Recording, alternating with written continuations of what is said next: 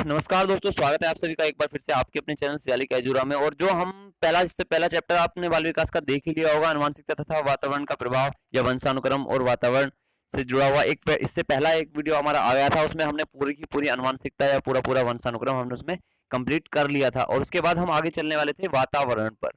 तो ये मैंने पहले वो वीडियो काफी लंबा हो गया था, तो इसलिए दो पार्टों में ये वीडियो आया, वरना पूरा का पूरा चैप्टर एक ही वीडियो में कवर करना हमारी खासियत रही है अब तक। तो ये चैप्टर नंबर 4 था, जिसका ये पार्ट 2 है, वंशानुक्रम तथा वातावरण या अनुवांशिकता तथा वातावरण का प्रभाव बाल विकास पर क्या पड़ता है। पहले भी मैंने बता दिया था, सीटेट, यूपीटेट, डीएसएसबी, केवीएस सभी के लिए क्या है, ये एक इंपॉर्टेंट चैप्टर है। और स्टेट लेवल यानी कि सुपर टेट, उत्तर प्रदेश राज्य सरकार, डीएसएसबी और केंद्रीय शिक्षक पात्रता परीक्षा सभी में यहाँ से क्वेश्चन पूछे जाते हैं, सभी के लिए इंपॉर्टेंट भी है। तो वंशानुक्रम में हमने सारी चीजें पढ़ ली थी। वंशानुक्रम की परिभाषाएं, वंशानुक्रम का क्या प्रभाव पड़ता है, वो सब हमने इस पहले वीडियो में अपना कवर कर लिया था। अगर आपने वो वीडियो नहीं देखा है तो आपको ऐसे ही कवर पेज पर वो वीडियो प्लेलिस्ट में मिल जाएगा, प्लेलिस्ट में जाकर उसको देख सकते हैं बाल विकास की। तो आज यहाँ से आगे चलते हैं। देखिए सीटेट में क्या पढ़ें, ये 2020 के लीजिएगा, यहाँ पर मिसप्रिंट हो गया है। तो बाल विकास एवं शिक्षा शास्त्र में 25 से प्लस नंबर लाने के लिए, 30 में से 25 से प्लस लाने के लिए क्या पढ़ें। तो देखिए मैं आपको यहाँ पर सीटेट के लिए थ्योरी भी करा रहा हूँ, साथ के साथ में क्वेश्चन भी प्रोवाइड कराने की पूरी कोशिश करता हूँ, जिसका टेलीग्राम पर जल्दी ही क्विज भी हम स्टार्ट उससे जुड़ा हुआ करने वाले हैं। और साथ ही साथ क्या है कि मैं आपको एग्जाम्स के बेसिस पे जो उपयोगी तथ्य हैं, यानी कि परीक्षा उपयोगी तथ्य जिन्हें आप बोल सकते हैं, वो भी मैं आपको बताता चलता हूँ।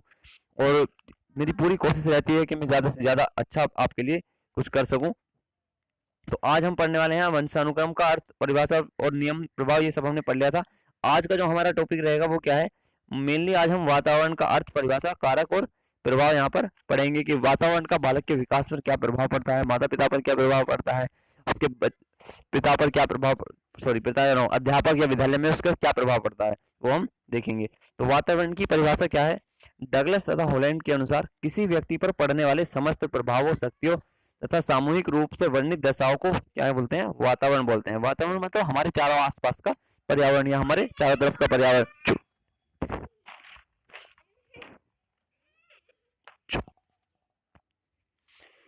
यह जीवित प्राणियों की जीवन, स्वभाव, व्यवहार, बुद्धि, विकास एवं परिपक्वता को प्रभावित करता है। तो देखिए यहाँ पर बताया जा रहा है कि विकास किस किस को प्रभावित करता है,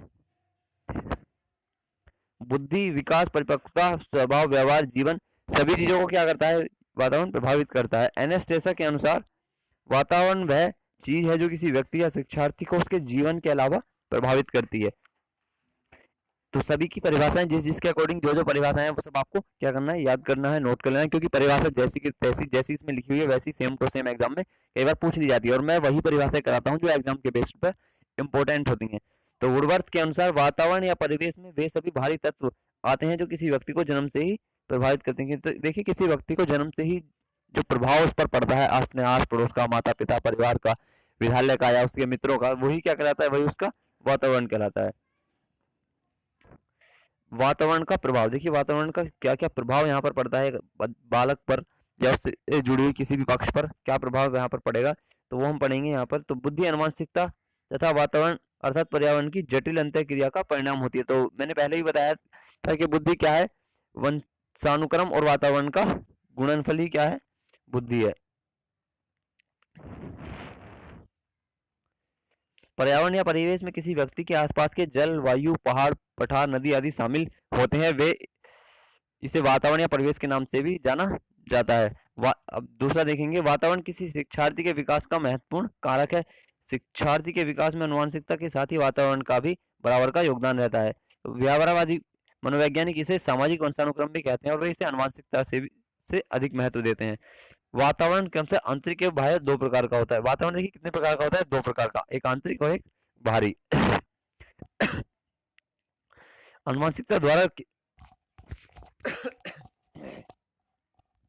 हेल्थ प्रॉब्लम चल रही है कफ की, इसलिए थोड़ा वॉइस में हो रहा है प्रॉब्लम। अनुवांशिकता द्वारा किसी व्यक्ति की बुद्धि की परिसीमाएं निर्धारित की जाती हैं। बुद्धि का विकास उस परिसीमन के अंतर्गत पर्यावरण में उपलब्ध अवलंबों तथा अवसरों द्वारा तय होता है। अगर व्यक्ति का वातावरण प्रेरक है तो उसकी बुद्धि का विकास आसान हो जाता है, परंतु किसी भी स्थिति में उसकी बुद्धि लब्धि परिसीमाओं द्वारा तय किए गए बौद्धिक स्तर के परे नहीं जा सकती है। यह परिसीमित बुद्धि ही उच्चतम बौद्धिक स्तर है जो इंसान द्वारा अपने पूरे जीवन में हासिल किया जा सकता है।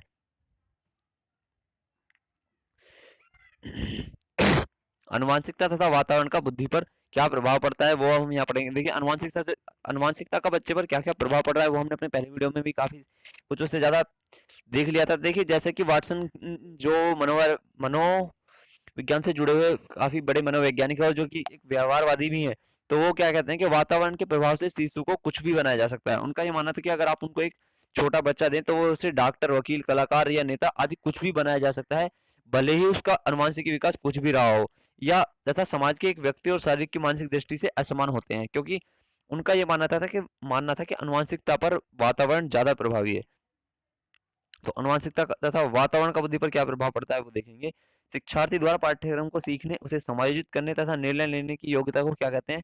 बुद्धि कहते हैं। जैसे कई सारी परिभाषाएं हैं बुद्धि की, वो हम बुद्धि वाले चैप्टर में जरूर आगे सभी पढ़ेंगे। जैसे टर्मन के अनुसार अमूर्त चिंतन की योग्यता क्या कहलाती है? बुद्धि कहलाती है। ऐसे ही कई सारी परिभाषाएं हैं।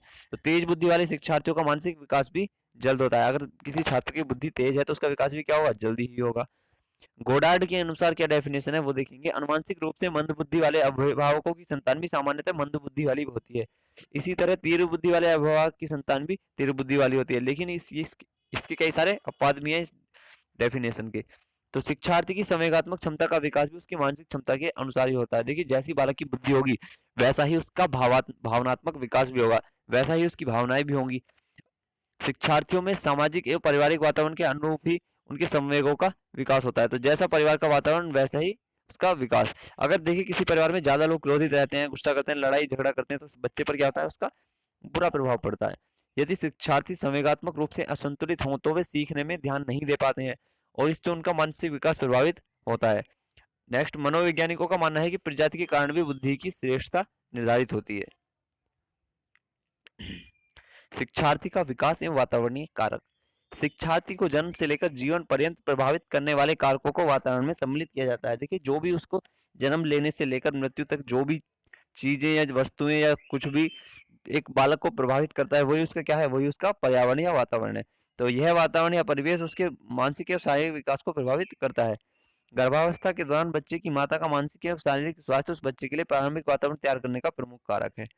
शिक्षार्थी के विकास के लिए प्रतिकूल वातावरण, जैसे पूर्वाग्रह से ग्रसित शिक्षक जो मान लेते हैं कि शिक्षार्थी अपने सामाजिक परिवेश के कारण दिया गया कार्य नहीं कर सकता है, उसके बौद्धिक विकास के लिए हानिकारक सिद्ध हो सकता है। तो किसी भी अध्यापक को ऐसा नहीं करना चाहिए कि पहले से ही किसी बच्चे के बारे में सोच बना ले कि ये तो थोड़ी बैकवर्ड फैमिली से है, तो और या मंदबुद्धि वाले परिवार से है जिसमें लोग लड़ाई झगड़ा करते हैं, तो ये कुछ सीख नहीं सकता। तो ये सोच बिल्कुल एक अध्यापक के लिए नहीं है, बिल्कुल गलत है। शिक्षार्थी का विकास एवं पालन पोषण का प्रारूप। शिक्षार्थी या बच्चे के विकास में उसकी जैविक आवश्यकताओं की पूर्ति की महत्वपूर्ण भूमिका होती है। जैविक आवश्यकताएं मतलब रोटी, कपड़ा, मकान।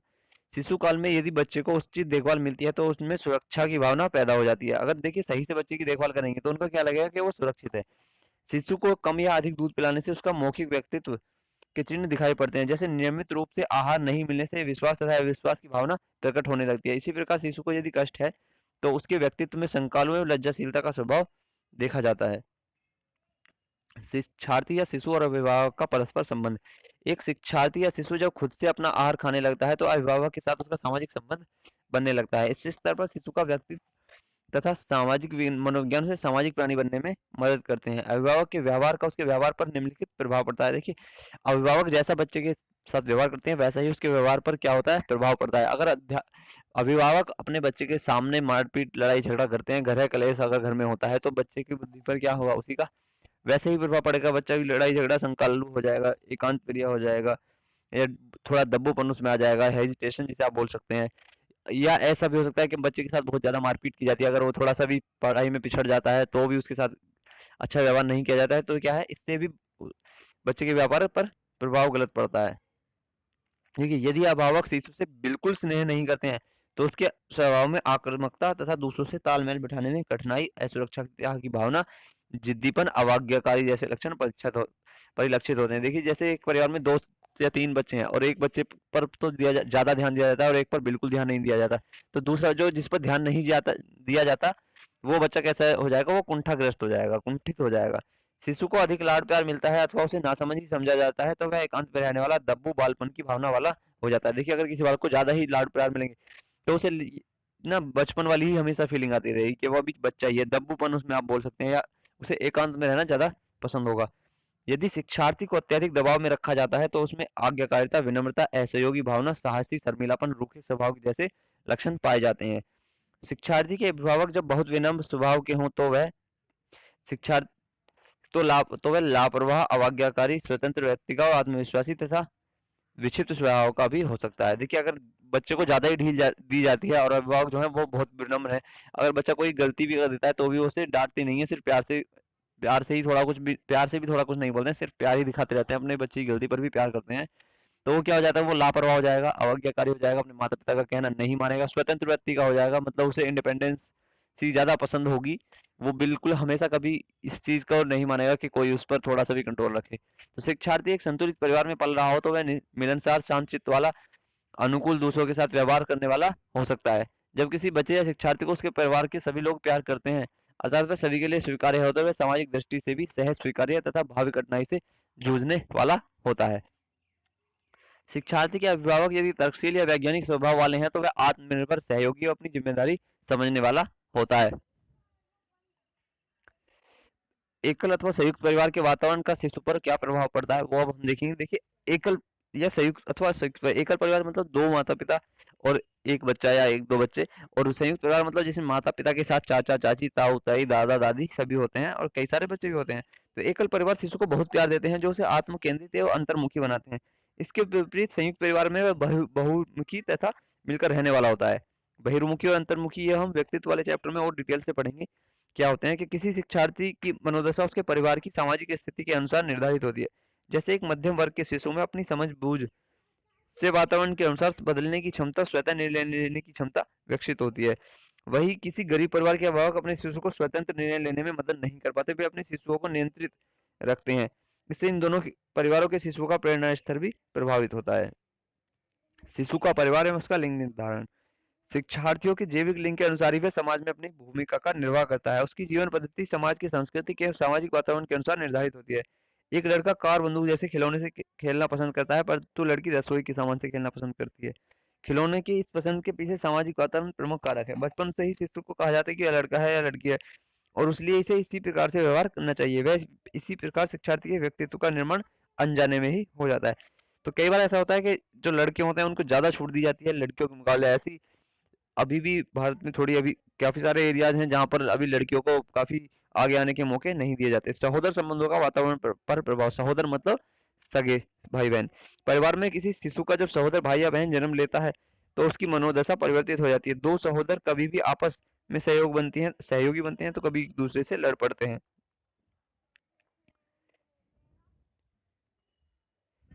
मनोवैज्ञानिकों के अनुसार अकेले जन्मे शिशु का व्यवहार सहोदरों से भिन्न होता है। एकल शिशु की अधिक देखभाल की जाती है जिससे वह आत्म केंद्रित हो जाता है। परिवार का पहला शिशु दूसरे शिशु के आने पर उसके प्रति ईर्ष्या से भर जाता है क्योंकि अभिभावक दूसरे शिशु को अधिक प्यार करने लगते हैं। देखिए, छोटे बच्चों को सभी प्यार करते हैं। जब दूसरे बच्चे का जन्म होता है तो माता पिता उसे थोड़ा अधिक लगाव दिखाते हैं, तो पहले वाले बच्चे में दूसरे के प्रति ईर्ष्या की भावना आने जा जाती है। तो इसी प्रकार जिन शिशुओं से एक बड़ा तथा एक छोटा होता है उस बीच वाले शिशु का व्यवहार दोनों से भिन्न होता है। उसमें कुछ हीन ग्रंथियां हो जाती हैं क्योंकि उसे बड़े तथा छोटे की अपेक्षा कम लाड प्यार मिलता है। ऐसा पाया गया है कि पहले शिशु अति प्रतिभाशाली होते हैं तथा सबसे बाद में जन्म लेने वाला शिशु रचनात्मक तथा अर्थपूर्ण कार्य करने वाला होता है। आस पड़ोस के वातावरण का शिक्षार्थी पर प्रभाव। शिक्षार्थियों के सांस्कृतिक वातावरण के लिए आस पड़ोस महत्वपूर्ण कारक है। शिक्षार्थी पड़ोस के सामाजिक वातावरण एवं जीवन मूल्यों से बहुत कुछ सीखता है। ये जैसा पड़ोस होता है वैसा ही बालक का क्या होता है, विकास भी होता है। अगर पड़ोसी लोग लड़ाई झगड़ा करने वाले हैं तो बच्चे का विकास भी बाधित होता है। सामान्यतः पड़ोस का जीवन मूल्य एवं शिक्षार्थी के परिवार का जीवन मूल्य समान ही होता है। यदि यह भिन्न हो तो उसका शिशु पर गहरा प्रभाव पड़ता है। पड़ोसी उसके व्यवहार में हस्तक्षेप नहीं करते परंतु उसके व्यक्तित्व पर अवलोकन एवं दिखावे का प्रभाव पड़ता है। समवयस्क शिशुओं का प्रभाव। शिशु का प्रथम संपर्क अपने समवयस्क शिशुओं के साथ होता है। समान आयु वर्ग के इन शिशुओं के साथ एक शिशु सामाजिकता सीखता है। जैसे एक शिशु या शिक्षार्थी सीखता है कि वह अपनी स्वीकार्यता के लिए उसे अपने कुछ हट छोड़ने होंगे, उसी प्रकार वह अपनी बारी की प्रतीक्षा करना भी सीख लेता है और अपना आग्रह छोड़कर समूह की बात मानने लगता है। बाल्यावस्था में क्या होता है, बच्चे अपना अपना समूह बनाते हैं तो वो फिर अपने समूह के द्वारा मान्य बातों को ही ग्रहण करता है, वही कार्य करना पसंद करता है जो उसके समूह में सभी लोग करते हैं, चाहे वो अच्छे हैं चाहे बुरे हैं। वह दल के सदस्य के रूप में अपनी भूमिका तथा उसके अनुरूप व्यवहार करना सीख जाता है। विद्यालय का वातावरण पर क्या प्रभाव पड़ता है ये भी हम देखेंगे कि विद्यालय का जो वातावरण है उसका शिक्षार्थी पर कैसा प्रभाव पड़ रहा है। तो किसी शिक्षार्थी के लिए उसके विद्यालय के सहपाठी पहले औपचारिक समुदाय के रूप में होते हैं। विद्यालय का वातावरण किसी शिक्षार्थी के विकास के लिए महत्वपूर्ण होता है। विद्यालय में शिक्षार्थी विभिन्न गतिविधियों जैसे सहपाठी को किसी कार्य में अच्छा करते देखकर उसे करना, विषयों को क्रम से पढ़ना, खेल में सहयोग करना, समय पर पहुंचना अर्थात समय की पाबंदी आदि से सीखने के लिए भी प्रेरित होता है। उसी प्रकार विद्यालय में कई धारणाएं जैसे विद्यालय में मानक भाषा में शिक्षा प्राप्त करने से वह मातृभाषा को कम महत्व देता है। विद्यालय शिक्षण तथा घरेलू यथार्थता के बीच के विरोधाभासों के कारण शिक्षार्थी कई बातों को छिपाता है अथवा झूठ बोलता है। इन धारणाओं से किसी शिक्षार्थी की सीखने की प्रक्रिया प्रभावित होती है। कभी कभी इसमें जीवन में लापरवाही भी उत्पन्न होती है। जनसंचार के साधनों का व्यक्तित्व या वातावरण का बालक पर क्या प्रभाव पड़ता है वो देखेंगे। शिक्षार्थी को संचार के साधन जैसे रेडियो, दूरदर्शन, समाचार पत्र, पत्रिकाएं, इंटरनेट, सोशल मीडिया आदि सामग्री, सोशल मीडिया जैसे फेसबुक, व्हाट्सएप, ट्विटर, इंस्टा, ये सब संस्कृति के गौण पहलुओं से परिचित कराते हैं। संस्कृति की विविधता शिक्षार्थी को दूसरे जीवन दर्शन, रहन सहन की शैली से परिचित कराकर उसे सीखने के लिए अभिप्रेरित करती है। एक शिक्षार्थी अपने परिचित जीवन शैली अथवा संस्कृति को उस नई संस्कृति से मिलाता है और सांस्कृतिक संघर्ष के बाद इनकी सामंजस्य बना लेता है। अनुवांशिक तथा वातावरण के बाल विकास पर पड़ रहे प्रभावी का क्या शैक्षिक महत्व है, ये मैंने पहले भी आपको पहले वीडियो में डिस्क्राइब किया कि जो वंशानुक्रम का छात्रों पर शैक्षिक महत्व क्या है वो हमने पहले वीडियो में भी देखा, और यहाँ पर भी हम मानसिकता तथा वातावरण के बाल विकास पर पड़ रहे प्रभावों का शैक्षिक महत्व देखेंगे। तो शिक्षार्थी के विकास एवं वातावरण की प्रक्रिया को प्रभावी बनाने के लिए शिक्षकों को उनकी अनुवांशिकता तथा वातावरण की पूरी जानकारी होना आवश्यक है। यदि शिक्षक अपने शिक्षार्थी के अनुवांशिक तथा जैविक गुणों को जानता हो तो वह शिक्षार्थी के बौद्धिक विकास एवं तथा समाजन संबंधी समस्याओं को सुलझा सकता है। जैसे कोई शिक्षार्थी कक्षा में पढ़ते समय सो जाता है क्योंकि उसके अभिभावक रात में देरी से सोते हैं। ऐसी स्थिति में शिक्षक अभिभावक से बात करके या फिर विद्यालय में थोड़ी देर सोने की अनुमति देकर उसकी समस्या को सुलझा सकता है। शिक्षा का उद्देश्य शिक्षार्थियों से शारीरिक, मानसिक, सामवेगिक तथा चारित्रिक विकास करना है, जिसके लिए अनुवांशिकता एवं वातावरण दोनों पक्ष महत्वपूर्ण होते हैं। किसी शिक्षार्थी का अनुवांशिक गुण अच्छा हो परंतु उसका परिवेश अच्छा नहीं है तो शैक्षिक विकास में कमी आएगी। कुछ अनुवांशिक गुणों को वातावरण द्वारा भी सुधारा नहीं जा सकता, जैसे मंदबुद्धि या औसत बुद्धि के शिक्षार्थी को वैज्ञानिक, इंजीनियर, डॉक्टर बनाना बहुत ही मुश्किल है। ऐसे शिक्षार्थियों को दूसरे कार्यों में दक्ष किया जा सकता है, लेकिन क्या है, अगर कोई बालक मंदबुद्धि का है तो उसे उतना विकसित नहीं किया जा सकता। ब्लेयर जोन्स तथा सिम्पसन के अनुसार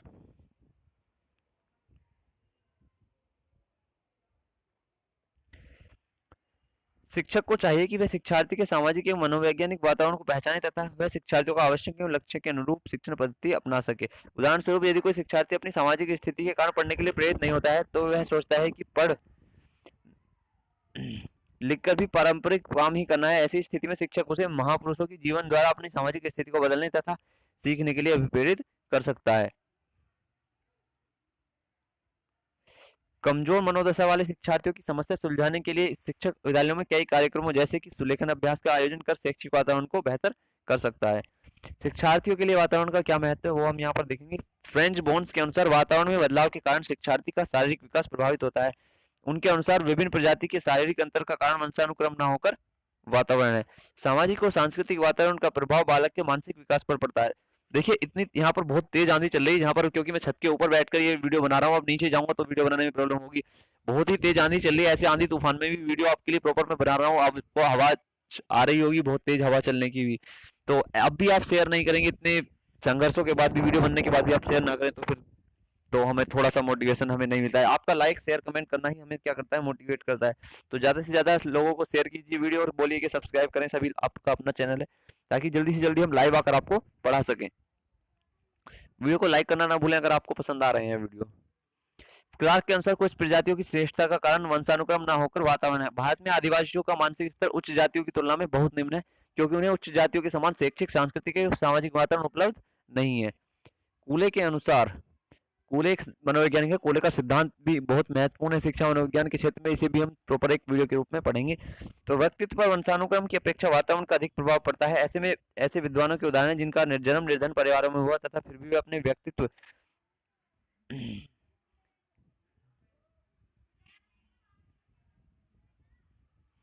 व्यक्तित्व के कारण वे काफी प्रसिद्ध हुए, काफी उन्होंने सम्मान पाया। तो वातावरण संबंधी ज्ञान शिक्षार्थियों की समाज संबंधी समस्याओं को सुलझाने में सहायक होता है। किसी शिक्षार्थी को समस्या की उपेक्षा नहीं करके ऐसा वातावरण बनाना चाहिए जिससे उसे वातावरण का प्रभाव कम हो सके। शिक्षार्थी के वातावरण शिक्षार्थी की विकास की दिशा काफी कुछ वातावरण द्वारा निर्धारित होती है। अनुकूल वातावरण मिलने पर शिक्षार्थी सदाचारी और चरित्रवान बनता है। इसी बात को ध्यान में रखकर अभिभावक विद्यालय से बाहर तथा शिक्षक विद्यालय के भीतर के वातावरण को अनुकूल बनाने का प्रयत्न करते हैं। मनुष्य के अंदर अंतर्निहित शक्तियों का स्वाभाविक विकास उपयुक्त वातावरण में ही हो सकता है। शिक्षार्थी की मूल प्रवृत्तियां उसे वंशानुक्रम से प्राप्त होती हैं, लेकिन उसका समुचित विकास उपयुक्त वातावरण में ही हो सकता है।